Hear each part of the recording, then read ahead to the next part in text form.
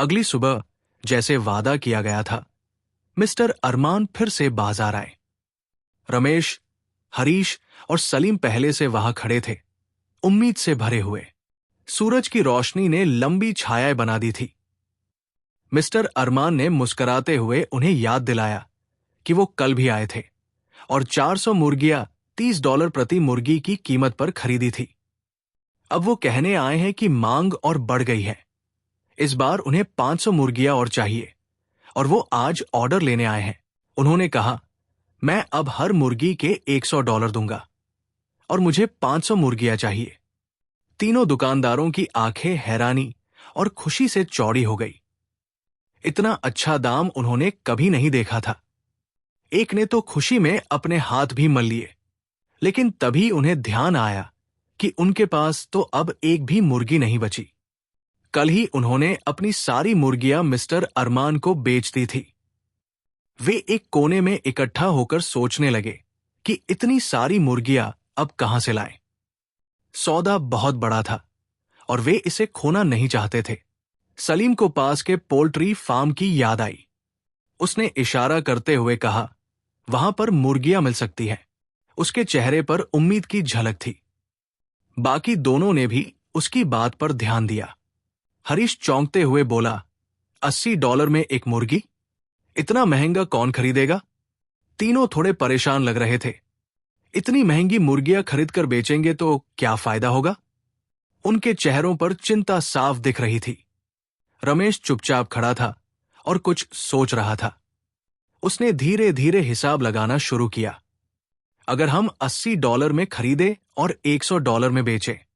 उसके दिमाग में नंबर घूमने लगे।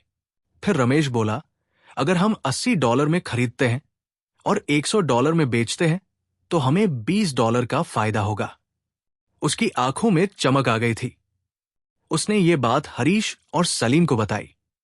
तीनों ने एक दूसरे को देखा और सिर हिलाया। अब तीनों को यह सौदा बहुत फायदेमंद लगने लगा। वे बहुत उत्साहित हो गए और जल्दी से काम शुरू करने का सोचने लगे। एक अच्छा मौका था और वे इसे छोड़ना नहीं चाहते थे। वे तुरंत पोल्ट्री फार्म की ओर चल पड़े। एक तेजतर्रार दृश्य दिखा। तीनों फार्म पहुंचे, फार्म वाले से बात की, सौदा तय किया। मुर्गियां टोकरियों में भरी जा रही थी, गाड़ियों में लदी जा रही थी। तीनों दुकानदार बहुत व्यस्त और उत्साहित थे। ये सब कुछ बहुत तेजी से हो रहा था। उन्होंने कुल 500 मुर्गियां $80 के हिसाब से खरीदी, कुल $40,000 में। अब वे मिस्टर अरमान के आने का इंतजार कर रहे थे। सभी को भरोसा था कि अब उन्हें $50,000 मिलेंगे। वे अपने फायदे को लेकर बहुत खुश थे। तभी मिस्टर अरमान उनके पास वापस आए और अचानक अपना लहजा बदल दिया। उन्होंने कहा, मुर्गी का बाजार गिर गया है। अब से मैं केवल $5 प्रति मुर्गी ही दे सकता हूं। दुकानदार आपस में देखते रह गए। इस अजीब खबर से वे सब उलझन में थे। मिस्टर अरमान ने शांतिपूर्वक कहा, जैसे ये अचानक बाजार गिरना उनकी गलती नहीं है और उनके नियंत्रण से बाहर है। तीनों को ये बात अजीब लगी। कल तक $100 दे रहे थे और आज $5।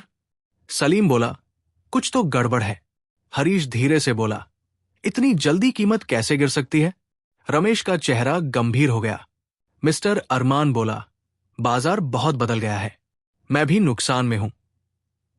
उसका चेहरा दुखी दिख रहा था, लेकिन उसमें कुछ बनावटीपन था।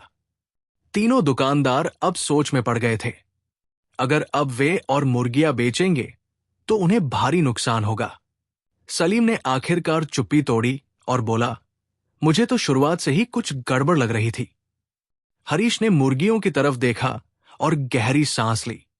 रमेश ने मिस्टर अरमान की तरफ देखा और धीरे धीरे समझने लगा कि वे शायद किसी जाल में फंस गए हैं। कुछ दिनों बाद उन्हें सच्चाई पता चली। जिस पोल्ट्री फार्म से उन्होंने मुर्गियां खरीदी थी, वो असल में मिस्टर अरमान का ही था। उसने पहले उनकी सारी मुर्गियां ऊंचे दाम में खरीदी, फिर अपने ही फार्म से उन्हें महंगे दामों में बेच दी और अंत में बाजार का बहाना बनाकर दाम गिरा दिए। तीनों दुकानदार गुस्से और शर्म से भर गए, लेकिन उन्होंने एक जरूरी सीख पाई। व्यापार में बिना पूरी बात समझे, सिर्फ मुनाफे के पीछे नहीं भागना चाहिए। हमेशा सवाल पूछो, साफ सोचो और अपने दिल की बात सुनो।